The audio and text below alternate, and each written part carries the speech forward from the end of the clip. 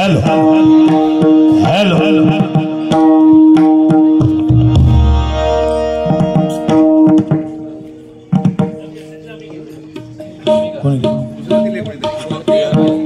सन्माननीय दीपक बिळणकर यांच्याकडून 50 रुपयाचं पारितोषिक आलंय। जोरदार टाळ्या त्यांना वाजवा। उदंड आयुष्य त्यांना लाभू दे, ईश्वरचरणी प्रार्थना करतो। धन्यवाद।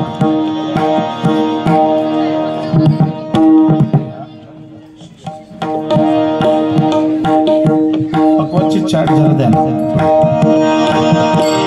पेटीचा थोडा कमी करा।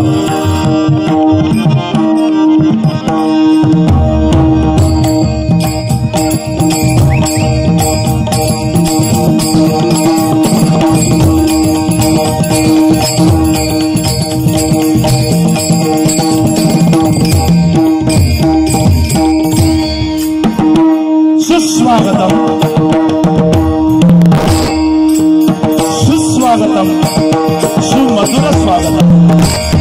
रंगदेवता आणि रसिक झोपे मायबा तुम्हा सर्वांना विनम्र अभिवादन करू। निसर्ग सुंदर आणि रम्य परिसरातील या शिवटेकडी योगेश्वरीमध्ये आई मुंबादेवीच्या आणि आई महालक्ष्मीच्या आणि जीवदानी मातेच्या कृपा आशीर्वादाने आणि माझ्या सिद्धिविनायकाच्या पवित्र या भूमीमध्ये, परशुरामाच्या पवित्र भूमीमध्ये रतनमाया वेलफेअर सोसायटी यांच्या वतीने सालाबाद प्रमाणे श्री सत्यनारायणाची महापूजा या ठिकाणी आयोजित केलेली आहे। आणि या पूजेच्या निमित्ताने या ठिकाणी परमेश्वराचं नामस्मरण आणि जमलेल्या माझ्या सर्व तमाम भजन रसिकांचं मनोरंजन या उदात्त हेतूने या ठिकाणी या रतनमाया वेलफेअर सोसायटीने भव्य दिव्य असं हे कार्यक्रमाचं आयोजन या ठिकाणी केलेलं आहे। आणि या मंडळाचे सन्माननीय अध्यक्ष प्रकाश अमरसकर, त्याचप्रमाणे या मंडळाचे उपाध्यक्ष सन्माननीय दत्ताराम कुडतरकर, त्याचप्रमाणे या मंडळाचे सचिव सन्माननीय संतोष नर, त्याचप्रमाणे उपसचिव संतोष पांचाळ, अजितदार अजय रिंजड, त्याचप्रमाणे सन्माननीय रामदास कुडतरकर, त्याचप्रमाणे हिशोब तपासणी सन्माननीय संतोष नाचलेकर, सल्लागार सन्माननीय रवींद्र गुराव, त्याचप्रमाणे सदस्य राजू रिंजन, सदानंद रिंजन आणि गौरव राणे या सर्वांचे मी माझ्या मंडळाच्या वतीने अगदी मनपूर्वक या ठिकाणी आभार व्यक्त करतो, त्यांना लाख लाख धन्यवाद व्यक्त करतो। त्याचप्रमाणे त्यांनी मला फोनद्वारे संपर्क साधला ते माझ्या गावचे सुपुत्र सन्माननीय विजय सेलार यांचेही मनपूर्वक या ठिकाणी मी आभार व्यक्त करतो। त्याचप्रमाणे उत्कृष्ट पखवाजवादक माझे मित्र सन्माननीय आदित्य पांचाळ यांचेही मनपूर्वक या ठिकाणी मी आभार व्यक्त करतो, त्यांनाही लाख लाख धन्यवाद व्यक्त करतो। त्याचप्रमाणे या जोगेश्वरीची सुप्रसिद्ध बंदीबुवा सन्माननीय माझे परममित्र सतीश सावंतबुवा, त्याचप्रमाणे माझे परममित्र सन्मान नंदकिशोर कांदेबुवा, त्याचप्रमाणे या ठिकाणी रवींद्र ईश्वरकर बुवा, देवेंद्र ईश्वरकर बुवा, रणवी बुवा आणि उमेश तामणकर बुवा, त्याचप्रमाणे या ठिकाणी दिनेश तेलंग, आपले तरुण मित्र सूरज भाई, योगेश सुर्वे या सर्वांचे आणि मनोहर पुजारे या सर्वांचे मी मनपूर्वक या ठिकाणी आभार व्यक्त करतो, त्यांना लाख लाख धन्यवाद व्यक्त करतो। आणि आजच्या या कार्यक्रमाच्या निमित्ताने माझ्या समोर बसलेले माझे परममित्र सन्माननीय महेश कुडतरकर, राजेश नारकर, अर्जुन पावसकर, माझे काका या ठिकाणी महादेव पारकर आणि माझे मृदुकोमणी घनश्याम मेस्त्री यांचे भाऊजी या ठिकाणी मेस्त्री भाऊजी आले, सर्वांचे लाख लाख धन्यवाद व्यक्त करतो। सगळे माझ्या ओळखीचे आहेत, करून तुम्हा सर्वांना चरण वंदन करतो, तुमचा आशीर्वाद या ठिकाणी घेतो आणि संपूर्ण विश्वाचं दैवत श्री गणेशाला वंदन करून विद्येची देवता शारदा देवीच्या चरणी नतमस्तक होऊन माझ्या गावची ग्रामदेवता श्री आई महालक्ष्मी, आई भाडका देवी, श्री स्वयंभू, श्री विद्या देवी आणि दत्तात्रयाच्या चरणाशी नतमस्तक होऊन माझी मातृदेवता, पितृदेवता, माझ्या जमलेल्या भजन रसिक मायबाप यांच्या सर्वांच्या मातृदेवता, पितृदेवता या सर्वांच्या चरणाशी नतमस्तक होऊन जमलेले माझे सर्व भजन रसिक मायबाप, त्याचप्रमाणे जमलेल्या माझ्या सर्व माता भगिनी या जागेवरून तुम्हा सर्वांना चरणवंदन करतो, तुमचा आशीर्वाद घेतो आणि महाराष्ट्राचा राज्यदैवत विजयाचा महावीरू, बहुत जणांचे आधारू, अखंड स्थितीचा निर्धारू श्रीमंत छत्रपती शिवाजी महाराजांच्या चरणाशी नतमस्तक होऊन, छत्रपती संभाजी राजांच्या चरणाशी नतमस्तक होऊन रंगदेवताला अभिवादन करतो आणि आमने सामने 2020 बरोबरचा सुरुवात करतो. धन्यवाद. जय हिंद, जय महाराज. धन्यवाद. जय हिंद, जय महाराज. धन्यवाद. जय हिंद, जय महाराज. धन्यवाद.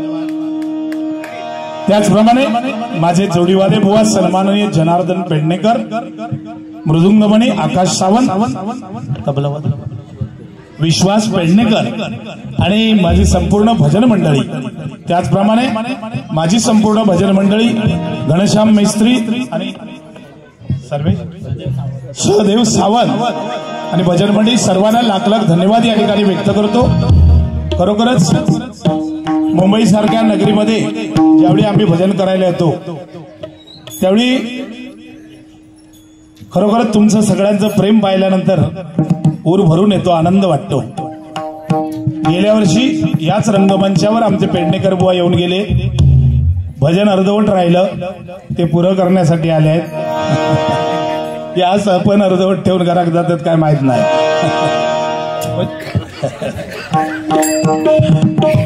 म्हणजे खरोखर चांगले बुवा आहेत, प्रश्नच नाही. मनोरंजन अगदी दिलखुलासपणे करणारे आहेत, काय प्रश्नच नाही. फक्त प्रॉब्लेम बुवा एकच हा, ते केस वाढवलास ना, केस जे उडवताच ना असे उडवतात. मागवड 10-12 टेंबर तरी आजूबाजूक जायत असणार.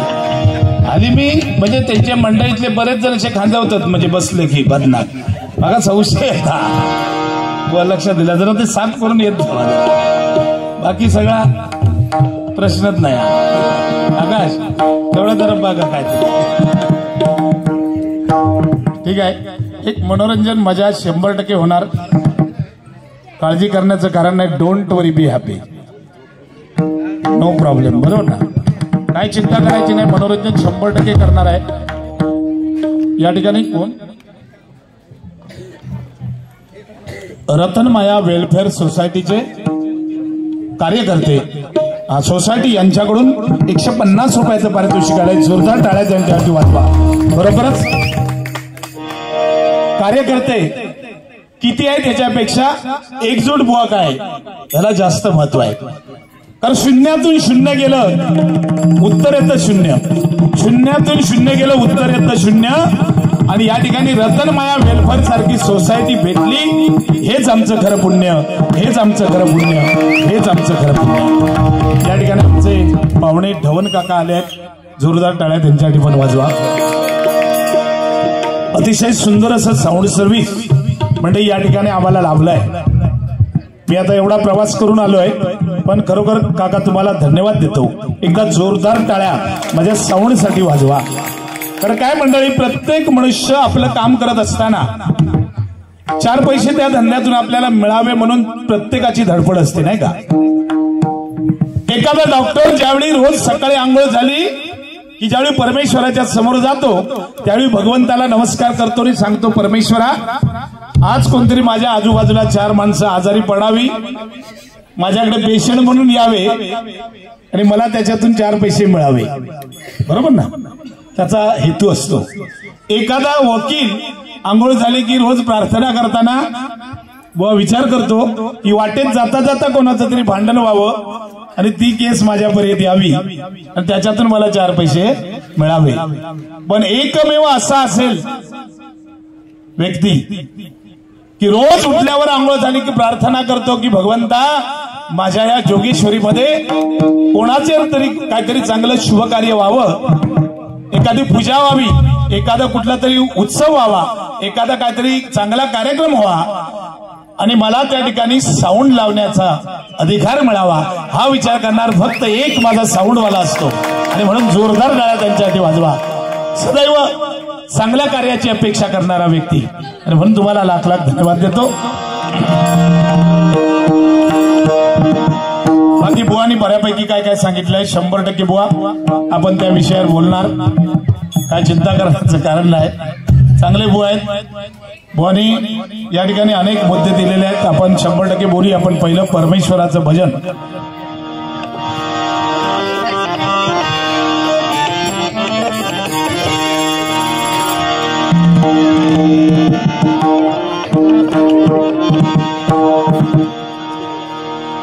तामनकर बोया नमस्कार.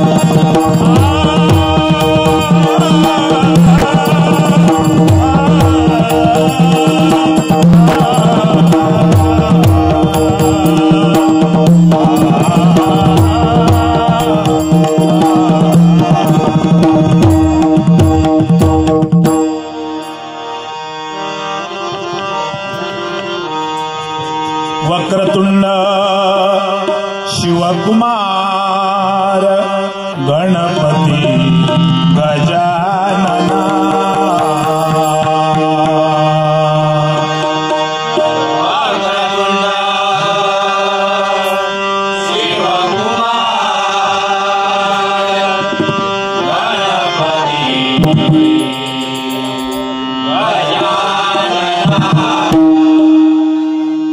प्रथम वंदना तुलाही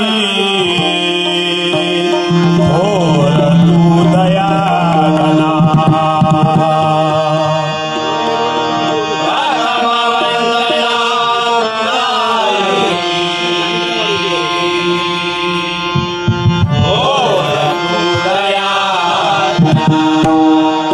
रिद्धी सिद्धी सेवा करती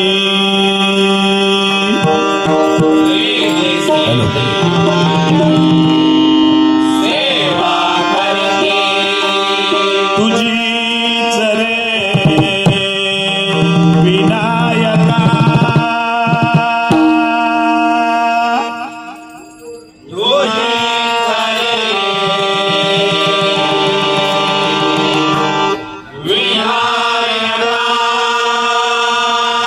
सरस्वती सुरवर पूजती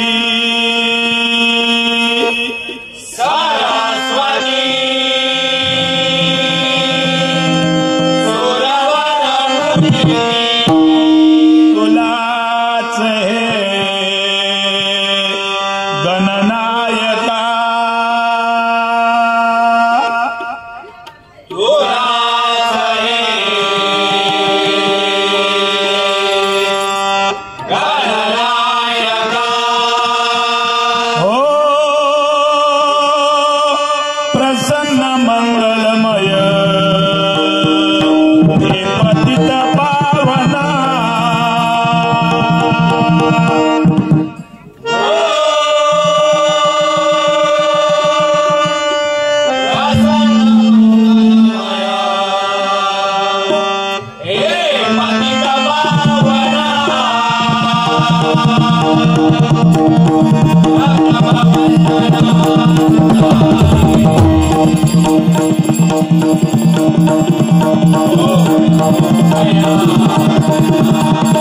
सर्वमंगल मांगल्ये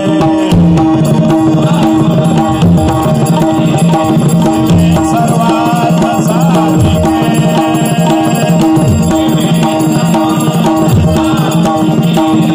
शरण्ये त्र्यंबके गौरी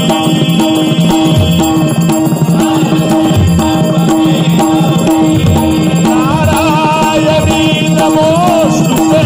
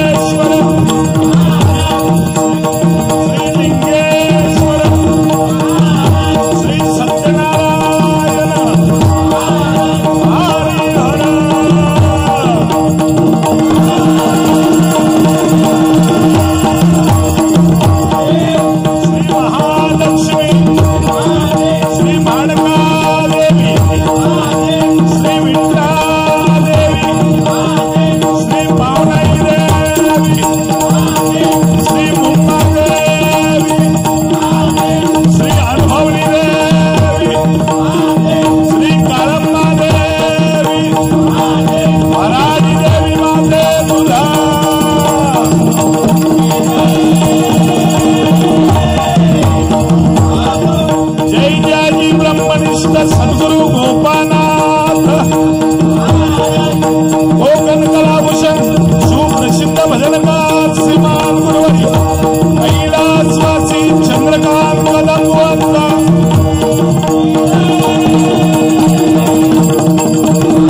सुप्रसिद्ध भजनकार श्रीमान गुरुवारी कैलासवासी ज्ञानदेव चव्हाण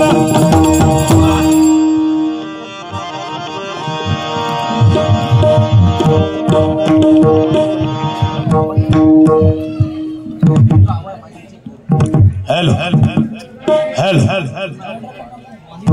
मॉनिटरला आवाज दे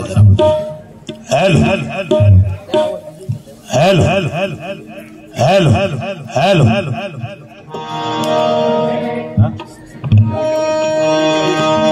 धन्यवाद। या ठिकाणी सन्माननीय माझे परममित्र राजेश नारकर यांच्याकडून 200 रुपयाचं पारितोषिक आलंय। जोरदार टाळ्या वाजवा, त्यांना उदंड आयुष्य लाभू दे ईश्वरजनी प्रार्थना करतो, बक्षिसाचा स्वीकार करतो। धन्यवाद। त्याचप्रमाणे या ठिकाणी आमचे धवन पाहुणे यांच्याकडून सुद्धा 100 रुपयाचं पारितोषिक आलंय। जोरदार टाळ्या वाजवा, त्यांना उदंड आयुष्य लाभू दे ईश्वरजनी प्रार्थना करून बक्षिसाचा स्वीकार करतो। धन्यवाद।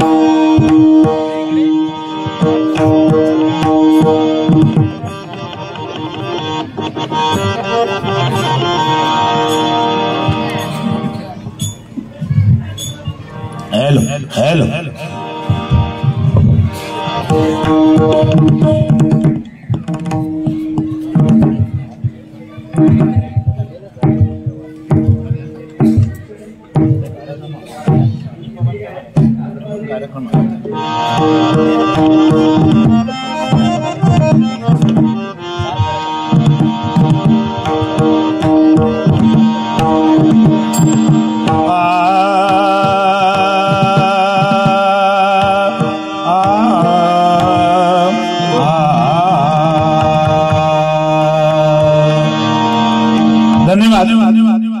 या ठिकाणी खरोखरच रतनमाया वेलफेअर सोसायटी शिव टेकडी यांच्या वतीने सालाबाद प्रमाणे सत्यनारायणाची पूजा आयोजित केली आणि त्यानिमित्त या ठिकाणी हा हरिनामाचा कार्यक्रम ठेवलेला आहे। खरोखरच तुम्हाला लाख लाख धन्यवाद व्यक्त करतो, कारण मुंबई सारख्या नगरीमध्ये आज आपण हे भजन या ठिकाणी जपण्याचा कार्यक्रम केलेला आहे। खरोखरच भजनासारखं पवित्र कार्य दुसरं नाहीये आणि ते तुम्ही वर्षानुवर्ष या सत्यनारायणाच्या पूजेनिमित्त या ठिकाणी करता। खरोखर एकदा जोरदार टाळ्या या मंडळासाठी झाल्या पाहिजेत, कारण भजन अक्षर 3 आहेत। भजन, भ म्हणजे भजावा, ज म्हणजे जपावा आणि न म्हणजे नमावा, त्याचं नाव भजन आहे। भजन अक्षराचं अनेक बुवानी, अनेक महात्म्याने प्रत्येकाने आपापल्या पद्धतीने त्याचं विश्लेषण केलेलं आहे। कोण सांगतोय भ म्हणजे भक्ती रसातून, ज म्हणजे जन माणसासमोर, न म्हणजे नतमस्तक होणं, त्याचं नाव भजन आहे। दुःख विसरायला लावणारं साधन म्हणजे भजन आहे, बरोबर ना? आणि म्हणून या ठिकाणी हा डबल बारीचा कार्यक्रम आहे, 2020चा कार्यक्रम आहे। आमने सामने एक एक गाणं आमचं होत आहे। आता बुवानी पहिली सुरुवात या ठिकाणी नोटेशन घेतलं, प्रार्थना आणि भजन, आणि त्या भजनामध्ये बुवानी मगाशी बऱ्यापैकी काय काय सांगितलं। मुलींना सांगितलं की मुलीनो, तुम्हाला पावडर लावायची असेल तर तुम्ही कितीही लावा, किती म्हणजे तोंडभर, म्हणजे दिसतं नाही इतकी लावून सांगतात की, म्हणजे जेवढी गरजेची आहे तेवढी लावा म्हणा ना, तुम्हाला किती लावची ती लावा। तुम्हाला काम जमत असले तर करा, अरे काय सांगला नाही, शिकायचं असलं तर शिका, बरोबर ना? पण आई वडिलांची लज्जेने मान खाली जाईल असं कृत्य करू नका। 100% बरोबर आहे, 100%। प्रत्येक मुलीने आणि मुलाने या कलियुगामध्ये हा आदर्श घ्यायला पाहिजे की आई वडिलांनी आपल्याला लहानाचं मोठं करतात। खरोखरच आपला हृदयाचा तुकडा म्हणून आपल्या मुलांना आपण वाढवतो। 18, 20, 22, 25, 27 वर्षाची मुलगी पोटचा गोळा म्हणून वाढवतात आणि क्षणार्धामध्ये परपुरुषाचा हात धरून एखादी मुलगी ज्यावेळी जाते ना, आणि त्याच्यानंतर आई वडिलांना जे दुःख त्या ठिकाणी जे होतं ते अतिशय महान दुःख असतं।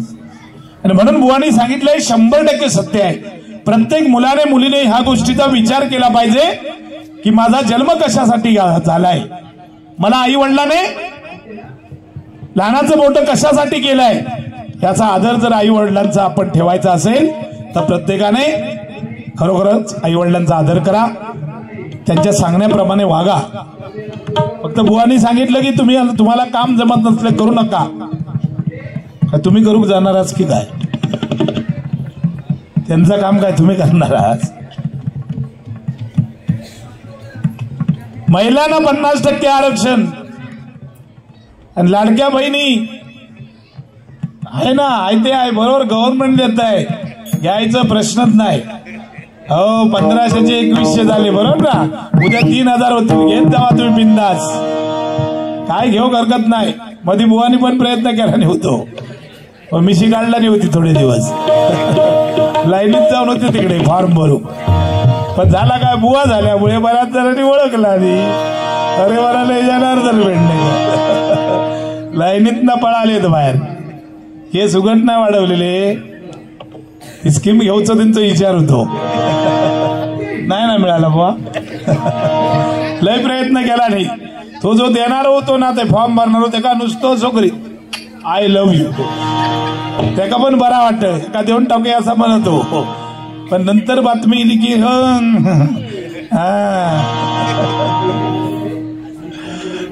ठीक आहे, एक मनोरंजन काही गोष्टी बुवाने चांगल्या सांगण्याचा प्रयत्न केला. बाबा ते भारी सांगलाच तिघांचा काय. त्या एक दारुडो होतो, त्याका जेवढी वर्षभर दारू लागत तेवढी दिलेली. त्याच्यानंतर दुसरं कोण, घुटक्यावालो, त्याका वर्षभर पुरणारा गुटखा. त्याच्यानंतर सिगारेट वालो, त्याका वर्षभर पुरणारे सिगारेट. दोघे मेले, दारूवालो पिऊन पिऊन मेलो आणि तो गुटख्यावालो काय आलो, खंग दिलो होतो. हा, आणि सिगारेट वालो जशाक जो बसलेलो का तर माचीच दिलेली नाही. माची शेनी ठेवला नाही आपल्या खिशात. तो शोधित होतो जनार्दन पेडणेकर कधी गावता, पण यांनी केस वाढवल्यामुळे त्याला माहिती नाही. पुढ्यात ना जायत पण त्याला ओळखत होतो. मला माची त्यांच्या खिशात तो बुवांग ओळख ना, तो केस वाढवले ना.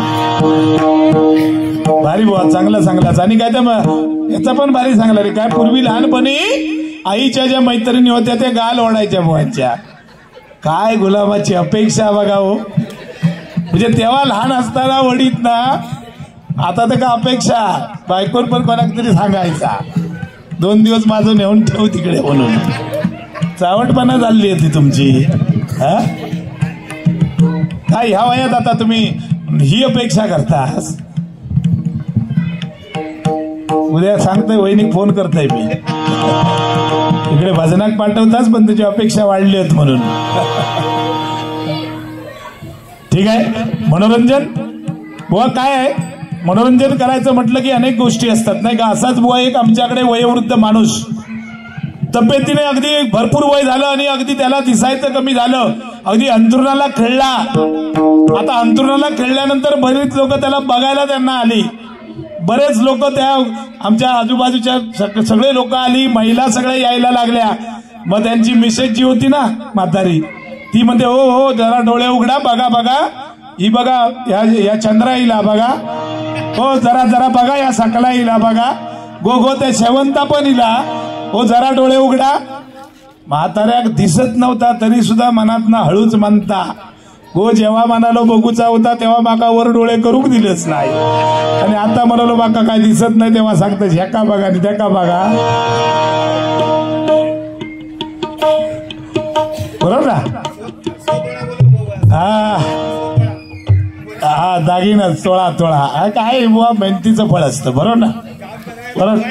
हा कशी वाळू काढताव ना गावात आमच्या मनीषला विचार, काय करूचा लागता, खाल नावून वार नावून. बरोबर ना. त्याच्यात वार होचा लागता बुवा तेव्हा पैसे मिळतात. ठीक आहे, चांगली गोष्ट. बुवा सोनं म्हणजे काय सर्वस्व नाही. बरोबर ना. सोन्यापेक्षा सोन्यासारखी माणसं जपायला शिकलं पाहिजे. बरोबर ना. सोन्यासारखी माणसं जपायला शिकलं पाहिजे. सोनं काय आज आहे उद्या असेल परवा नसेल. बरोबर ना. माणसं जपायला शिकली पाहिजे, कारण तीच सोन्यापेक्षाही महान आहेत. हे बघा माझी मित्रमंडळी एवढं प्रेम बुवा माझ्यावर करतात. मुंबईच्या महानगरीत कुठेही भजन असू दे, हे तुम्हाला आल्याशिवाय दिसणार नाही. कुठेही बघा तुम्ही, हे प्रेम आहे आणि हा आदर आपल्याला एवढंच बुवा असलं पाहिजे, बाकी काय नाही हो. जीवनामध्ये पैसे येतील जातील. बरोबर ना. आणि म्हणून या ठिकाणी हा डबलबारीचा सामना आहे. भजनरूपी सेवेसाठी मला निमंत्रित केलं. खरंच सांगतो या ठिकाणी या भजनाची सुरुवात ओम नावाच्या ध्वनीमधून झालेली आहे.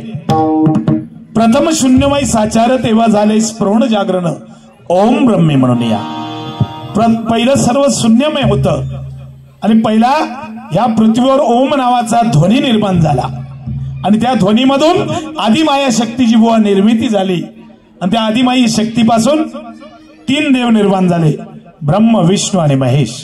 आणि त्या 3 देवापासून ही सृष्टी निर्माण झालेली आहे. ब्रह्मदेव प्रोडक्शन मॅनेजर, विष्णू पुरवठा मंत्री आणि शंकरराव स्मशान मंत्री.